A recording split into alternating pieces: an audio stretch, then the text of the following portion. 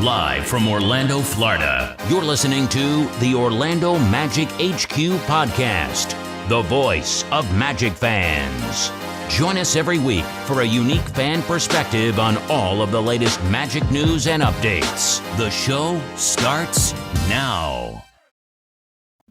What's up, Magic fans? Welcome back to another episode of the Orlando Magic HQ podcast, brought to you by the Belly Up Sports Podcast Network. We're your host, Al, myself, Anthony. Today is Friday, September 15th, and after a very long hiatus, we are back. I feel like, we haven't recorded. We decided to take a little break just to kind of rejuvenate during the off season. Not a whole lot going on, so we felt like it was only appropriate. If you guys follow the podcast, you know that we're on a consistent basis, man. Every single week we're coming out with an episode, so we decided to take a little break, spend a little time with the family, but we're just a few weeks away before we get back to Orlando Magic basketball. It's only right that we kind of catch up on some of the things that has been going on in the Orlando Magic world before the actual season begins. But before we get into things, Al, what's going on, man? What's happening, man? It feels like it's been 6 months. I know it's only been 3-4 weeks, but it definitely feels like it's been a lot longer than it has. Yeah, it definitely does. And bro, man, we got a lot to talk about. In this episode, we are going to be talking about how Germany has shocked the world and Franz Wagner is now a world champion. We're going to talk some news, a little bit about Dwight Howard and some of the comments that were mentioned out there in the world.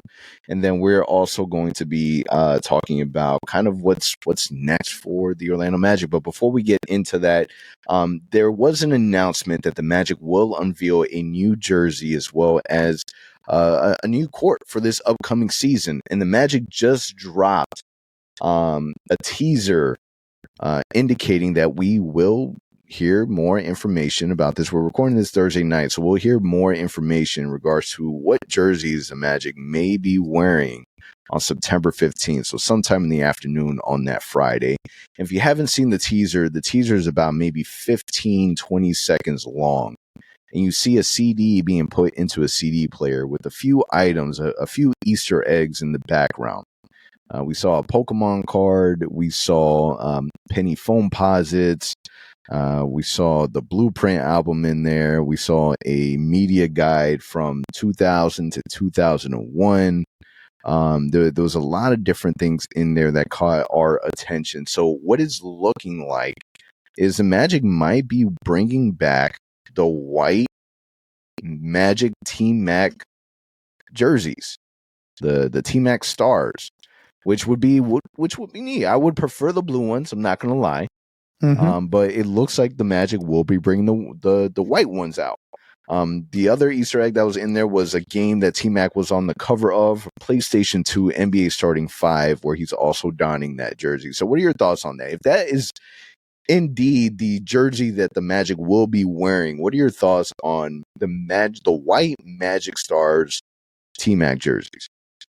I mean, that'll be cool. I think we've been kind of expecting that for a little while now. I know a few people on Twitter have been running with that rumor for a while now, indicating that is the jerseys that we're going to come out with for our 35th anniversary, which again is this upcoming season. Like you, I would kind of prefer the blue ones. That was just my personal favorite out of the two. But I wouldn't mind the white ones either. I don't know if they'll be exactly a replica of those jerseys, or if they tweak it a little bit, make it a little more modern, a little twist to the new age, the new era of Magic basketball. So that'll be fun to see how they kind of maneuver that. Or they kind of just resemble those jerseys, or do they actually mirror those jerseys? That'll be kind of cool to see how that plays out. But I'm excited. It's going to be fun no matter what. It's an anniversary edition, which means we're going to go retro to some degree.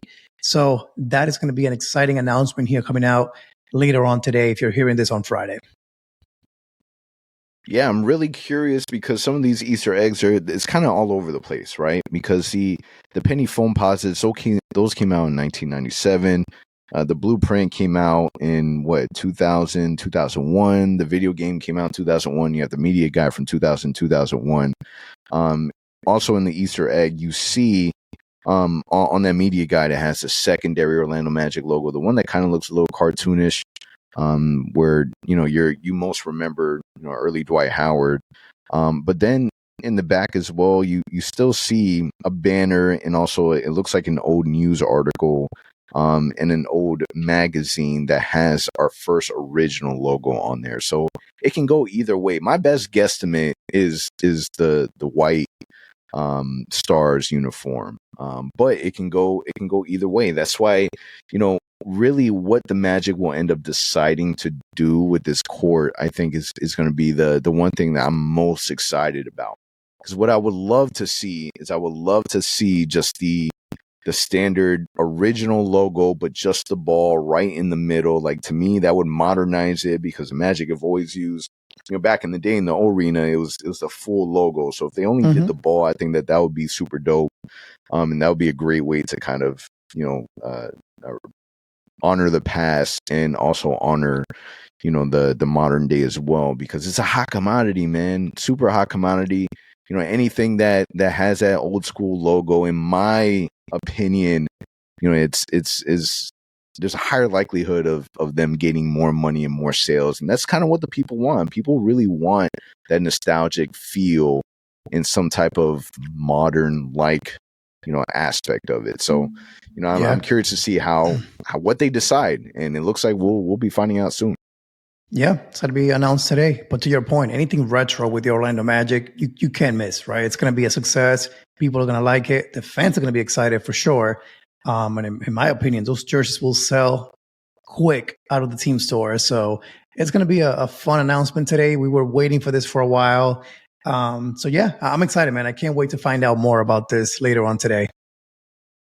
Yeah, for sure. And listen, Magic basketball is right around the corner, less than a month. How excited are you to finally get this thing going?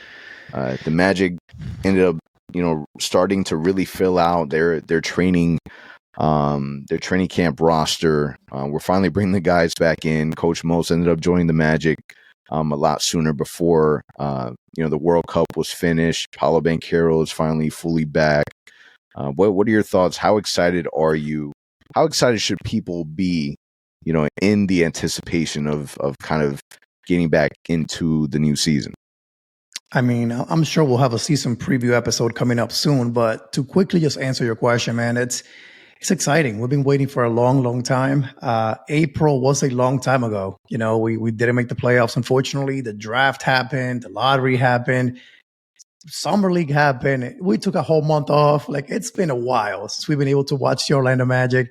And it's so real to me that we're only, 3 weeks away from actually coming back to actual training camp, preseason games, in a bit over a month before our actual first home opener here against the Houston Rockets.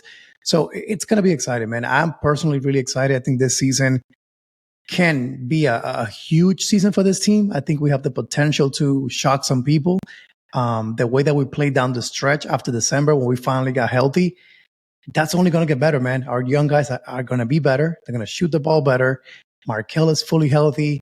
The team, for the first time in years that I can remember, is heading into a training camp fully healthy. So I just got to hope that we don't suffer any crazy random injuries like we faced last year. If that is the case, this team is going to look really, really good this upcoming season. Just be wary. The season is kind of the schedule is kind of rough early on in the season, so we got to get through that. And as the season goes on, we're going to get better and better. But I'm excited, man. How about you? Yeah, I mean, this off season was a little weird in the aspect of, we had that little scare with Franz Wagner, right, in the World Cup. So, when you say we're going into it healthy, how detrimental would it have been if Franz's ankle injury was a lot worse than what it is? Luckily the dude is freaking Iron Man, and he's able to get back in there, become world champions, and have a great performance to where he was able to, him and Dennis Schroeder, be able to lead his team to actually winning the World Cup, which is awesome. So there's a lot to be excited for, because your two main guys, in Paolo and Franz, they were able to catapult their game in a capacity that wouldn't have been there if it wasn't for these international games. I know people wanted to see Paolo Banchero play more, to his style of basketball, and he was forced to play a lot of the five, and he didn't get a whole lot of minutes. But the fact that he was able to play with the caliber of players that he was playing with, the fact that he was able to be have a mix of that 5 in there, because there's a likelihood that we'll play him in that position at some point throughout the season, right? It's not going to be for a long standing period of time, but when the matchup calls for it, I think that one thing that we were able to see really great with Paolo's game is that he looked great defensively in a lot of aspects. Like, you would see him have crazy highlights with him blocking basketballs off the backboard. And these are things that, when we talk about what are some ways that he can better his game, that was an aspect of the game that we wanted to see him improve. Shooting, we wanted to see him improve. Efficiency, we wanted to see him improve. So the fact that we were able to see a glimpse of that, I'm hoping that that's able to translate, once Magic basketball season begins. And then when you talk about Franz Wagner, my goodness, man, yeah, they obviously love him in Germany, right? The fact that his coach gave him high praise when he talked about Dirk and Dennis, to now saying that Franz Wagner is the next man up. It's kudos to him announcing to the world that he's seeing what it's his coach, but he's obviously seeing what we're seeing. But now the world is also getting a glimpse of this player that people really slept on, and we slept on him too. Like, don't give us full credit for it, because you can hold me accountable of how I felt during the time frame that we drafted him. But you're starting to see people talk more highly about a player like Franz Wagner and how these young core that we have is really going to propel. And I'm curious to see what we really end up being with this team, and how much of their game will end up being improved due to their experience that they had this offseason. Yeah, I think it's going to help them big time, man. I mean, especially down the stretch. You got France playing so many crucial games at the FIBA World Cup, and ultimately winning it all and coming away with gold. That's going to be, impactful for him this upcoming season. Games on the line, we're down 2-3 points. France has been through those moments where he's going to be tested. He knows how to act in those moments now a little bit better. So I'm excited. I think France will do a much better job closing out games. Paolo can now play multiple positions. Can he do some center minutes if we need someone to step in and be a center? So I definitely think that this experience that they gain in the World Cup, it's going to help them in the NBA this upcoming season, without a doubt. Yeah, and we know that Kevin O'Connor, he's a big Franz guy. He's always talked positively and highly about him, but just even some of the comments that he had afterwards, where he said that that Wagner could someday become a top 20 player, and in a 2021 redraft, he could easily go first ahead of even Cade, Mobley, and Barnes. And I couldn't agree more with him. This is something that we've said numerous times, where we feel as if the Orlando Magic really got 2 first picks back to back with just the level of talent that we had. Franz is easily, in my opinion, he's obviously healthier than Cade. Cade, we really haven't been able to have a chance to really see what he's able to do, because he's dealt with his injuries. Mobley, in my opinion, kind of fizzled out after his first season. And Barnes, the same thing. Barnes is not he was not playing to the Rookie of the Year standard that he set his very first season as well. So from a consistency standpoint, from a health standpoint, from every aspect standpoint, Franz Wagner is just that dude, and he's definitely shown it. So I'm happy to see that everyone else is starting to see the same things that we did. And then when we talk about Team USA not even winning a medal, let me ask you, I know this is outside of Magic basketball, but did that surprise you at all? Team USA not even getting bronze. I mean, clearly, right? They were, in my mind, the favorites to win it all. However, I will say this: the team they put together, I wasn't really a fan of it. I think it was too young, too inexperienced. You're going against teams that have been playing together for years. Think about Germany, Spain. Like, those are teams that have been playing together for years. They've been growing together. They have chemistry, right? The US is like, hey, we're going to put together 12 good guys and let's throw them out there and they'll figure it out. Doesn't quite happen in this type of tournaments where you're playing against teams that have that level of chemistry. So not surprised with the outcome, but definitely disappointing that they didn't make it to the finals. They didn't get a bronze medal, nothing. And not what we expected. with that being said, too, like, I'll ask you a follow-up question on that. Like, besides him not winning a medal, are you okay with the way they use Paolo throughout, in this tournament? Were you kind of satisfied as a Magic fan, as a Paolo fan, of the way that he was used with Team USA? Yeah, yes and no. Because I feel like that's you can. It depends on your perspective, right? You would, for those that would say no, you would say no because you know that Paolo could have done more, could have produced more if he's utilized to his strengths. And you want to be able to have him in that platform where he's playing for Team USA. You want him to be the main guy.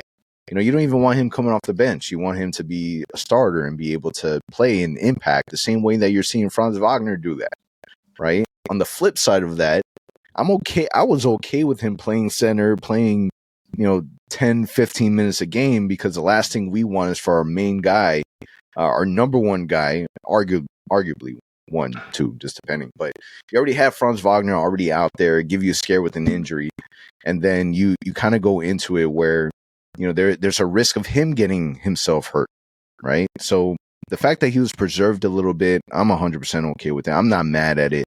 The games were too early for me anyways, but just from a development standpoint, it was good to see him work on different aspects of his game. And again, that's an added ammunition that we're going to have on our roster in the event that we need to play him, or if Coach Mo sees that there's a matchup that would better fit him being at the number 5 and gives us an edge while we're playing. I just think that that's just added exposure, added experience, and we're not experimenting, halfway through the season where he's already had that level of, practice. Now you're looking at a player that has spent some time being the primary ball handler this past season when we were going through our injuries. So you really have a point center type player-esque, on this roster that, if there's a need, Paul's a dude that's able to plug in and able to fill that need for you. Yeah, no, I completely agree with you. I think the shot blocking especially could come in, really, really handy for this team. I think we need better rim protection. And he did a great job in this tournament, protecting the rim, something that we hadn't really seen that much at the NBA level. So if he's gotten better there, that's going to be a huge help for us. And to your point, depending on the matchups, man, it could be ideal to play him at the 5. If J.I. is fully healthy, you throw J.I. out there, you throw Paolo out there. It makes it a really, really fun lineup to roll out there and experiment with. Let's see. It's going to be fun. I wish he would have played more, to be honest. I mean, of course, we want to be selfish. We want to see him more. Part of me was like, hey, he should have played for Italy and be highlighted as the main guy on that team. That would have been fun to watch. And funny enough, USA it would have been fun to watch, but again, this is you grabbing a player where he's going to be that guy. He's going to be the number one option for Italy. He's going to be overly utilized. Even when you're taking a look at Germany, a lot of that weight really landed on Dennis Schroeder more than it did Franz Wagner. Franz Wagner was number 2. Dennis was number 1. So again, there's a little more balance, from Germany, but I think Italy, man, how much would they really care about, Paolo Banchero and the rest of the season? They care about now. They want to maximize, Italian basketball. They would have, ran that car out until it ran out of gas. So that's the flip side of that. That's part of the reason why I was okay with the limited role that he was given for Team USA.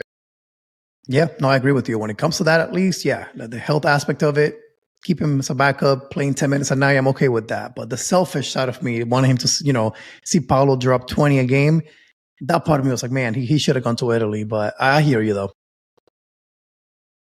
Yeah, and this goes back to the exposure, right? How much exposure he would have gotten for, representing the country of Italy, and even when they were when he was asked in an interview prior to their matchup, where he said, do you have any comments for the fans of Italy? And his response was no. So that he was already over at that point. He doesn't want to meddle the waters anymore. But that's the flip side. I'm okay with how everything, the outcome of how everything was, results of it. Fortunately they didn't meddle.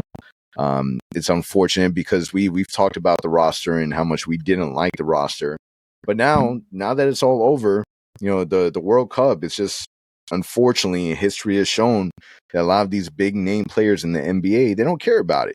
As long as they're able to qualify for the Olympics, that's all that's all they care about. It creates this massive storyline. We've seen this story before, literally 3 different times. The Dream Team, the Redeem Team, and now we're going to see it now with whatever, creative name they decide to call this team, where, it's going to get loaded up with all the big names and what we think will be a takeover. We'll see. Yeah, I think you'll see the big names in there, right? You'll see the Stephs, the LeBron's already confirmed that he wants to play. So it'll be a different team altogether for sure. Their goal is to try to go in there and represent the U.S. and win it all. But funny enough, they were not available for this tournament. So it's kind of funny how they always do that, but it is what it is. That's how it's always played out for Team USA. But it's going to be fun to watch no matter what. But it's going to be fun to see if Paolo gets invited. I don't know if he makes it, to be honest with you. I think once this wave of vets retires, the Stephs and the LeBrons, the next one, I think Paolo will definitely be there. Yeah, I'm not sure if he would. Just from the rosters that we've kind of already seen, people kind of putting things together on who to put around LeBron. His name wasn't a name that was kind of brought up, but in my opinion, it would make sense. You talk about a player that can literally do anything on the basketball court. I think from a productive aspect, he has a lot of value. And it's funny because Dwight Howard, he's always on social media trying to recruit somebody to something. And when he saw the news that LeBron James had mentioned that he wants to be part of the Team USA, and Steph Curry and Kevin Durant and all these guys, Dwight Howard was like, yo, I was there. It might be a good idea to bring me back. So with that being said, Dwight Howard recently, if you haven't heard, Stan Van Gundy's wife did pass away recently, and a lot of the former Orlando Magic players that played for Stan Van Gundy were a part of that funeral and were there to support Stan Van Gundy. And on social media, Dwight Howard went there and kind of took a little, cleansed his soul a little bit, and wrote a little message from his heart where he said, he took a trip to Orlando to support Stan, and meeting up with my old teammates got me emotional. Having a chance to go back to where it all started was so amazing. I really miss this beautiful city. I appreciate all the amazing moments that make this my home, despite the miscommunication or trials that we've been through. I am grateful for my lessons and what they have taught me, and I value them. Orlando, I value you. I value the moments that we've had, good and bad, wins and losses. The shit was still the best. Blue and white will always ignite. So with that being said, do you feel like it is time to kind of make amends? Should the fan base kind of give it up already? Should the organization in some capacity bring a connection back to Dwight Howard? Not saying that the Magic should sign him to any contract, but is it time to bring Dwight Howard back around in some capacity? I think so. I don't know exactly what capacity that will be today, but I think this definitely helps clear the air. It helps the fans feel a little bit better about the way things went down. I mean, think about Shaq, right? When Shaq did what he did, the boos, the emotion the fan base had toward Shaq, it wasn't pretty. But as years went on, people appreciated the fact that Shaq is the one that got us to the spotlight, that got us national attention, national media, took us to the finals for the first time. The same can be said about Dwight. It was rough. We all as Magic fans suffered his decision to leave the Magic when he did, the way that he handled it. But at the end of the day, man, time heals everything. And I think this type of comments from Dwight will definitely help heal the fan base, help the situation in the long run. And I definitely believe when Dwight comes to Orlando, in 2, 3, 4 years down the road, gets his Orlando Magic Hall of Fame induction, people will embrace him, because at the end of the day, he took us to the finals a second time. And only 2 people have done that, Shaq and Dwight so far. Hopefully, Paolo and France will soon enough. But the reality is, you got to appreciate that as a fan base. It didn't end well. But the reality is that comments like this, at least for me personally, it made me smile seeing it. It made me smile and remember the good moments, those trips to the Eastern Conference Finals, the finals against the Lakers. It brought all those memories back, not necessarily the bad moments when he left and got traded. So it definitely helps. Yeah, so that's kind of my take on it also. I don't think that the Magic would make amends just yet. Not until you're right, until they induct him into the Orlando Magic Hall of Fame. And that won't be until he fully officially retires, in my opinion. And I think that it's definitely past due. I've been dropped any animosity that I had against Dwight Howard a super long time ago, and I still see online, people that just don't want to give it up. And I get it, to each his own. If you still feel some type of way, you still feel some type of way.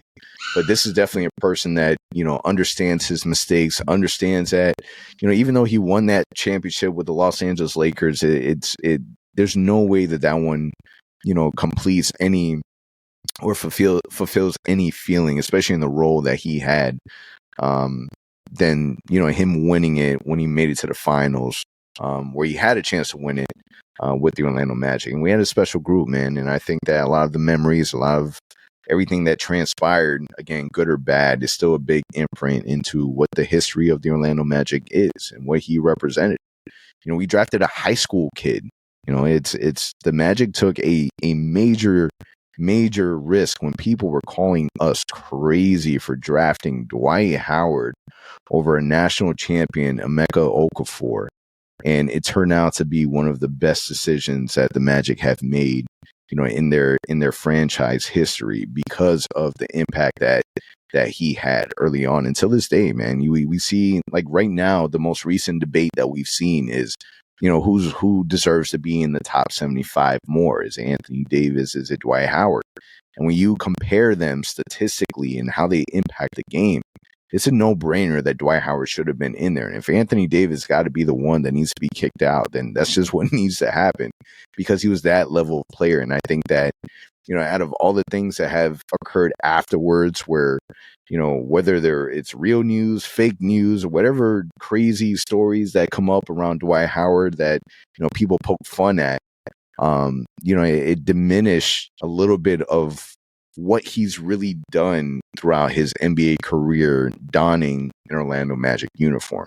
And that's why when people talk about Dwight Howard in a positive light, they're talking about Orlando Magic Dwight Howard, and they're making a point to include Dwight Howard and the Orlando Magic in the same sentence.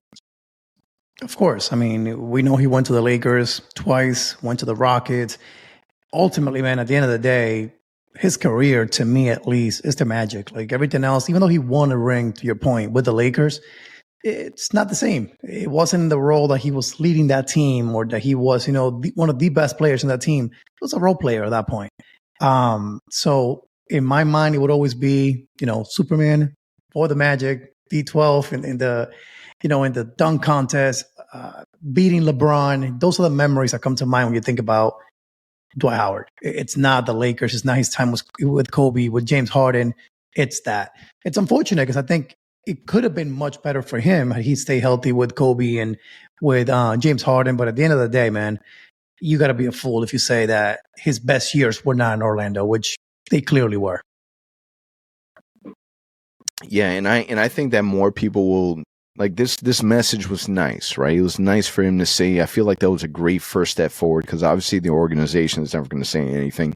And the people that would say something in the organization aren't even a part of the organization anymore, right? Mm-hmm. So in my opinion, I think that from a fan perspective, it'll all change. I think the biggest pivotal moment that will change is once Dwight Howard is an actual Hall of Famer, not Orlando Magic Hall of Famer, an actual Hall of Famer. He's going to be a Hall of Famer as an Orlando Magic player. And I think that, in that moment, whatever speech it is that he will come up with, I think in that moment, it's a great opportunity for him to really showcase his emotions and his real feelings in regards to not necessarily what transpired, but, what the organization may or may not have meant to him. Yeah, exactly. I think that's exactly what's going to happen. Once you make it to the Hall of Fame officially in the NBA, that's when, it's going to be special. I really think Stan Van Gundy will be one of the featured guys giving a speech, even though the way that things ended with them. But ultimately, you cannot deny, that they had a tight bond. They still do to this day. And to your point, the links will all come back to the Orlando Magic, 100%. Yep. Absolutely. In other news, the NBA is prepared to take over broadcasting rights for home games carried by Bally Sports. We're getting close to the season, and this is still something that, we're not 100% clear on. We're still waiting to get more details. So we'll keep you guys updated with that once we learn more. And then pretty much what's next? Orlando Magic basketball is literally just a couple weeks away with Media Day, October 2nd. Luckily, we're greenlit to again cover games this season, so we'll be present for Media Day, and we're really excited for a lot of the content that we're going to be bringing out. So a lot to look forward to. Training camps will start October 3rd to the 7th, and then preseason starts October 10th through the 20th. So Magic basketball will be here sooner rather than later, to what feels like a very, very, very, very long off season. Yeah. Hopefully though, we'll be playing well into April, potentially May, this upcoming season. That's my hope, that it's not going to end in April, the season for us. No, absolutely not. On that note, it's a wrap. I appreciate everyone listening, and look forward to more episodes coming on a consistent basis starting next week. On that note, it's a wrap. Appreciate you guys for listening. Take care. We'll see you. For all the latest Magic news and updates, visit OrlandoMagicHQ.com and follow us on Instagram at Orlando Magic HQ and on Twitter at OMagicHQ. Also, remember to subscribe to our YouTube channel and subscribe and leave a 5-star review on your favorite listening platform.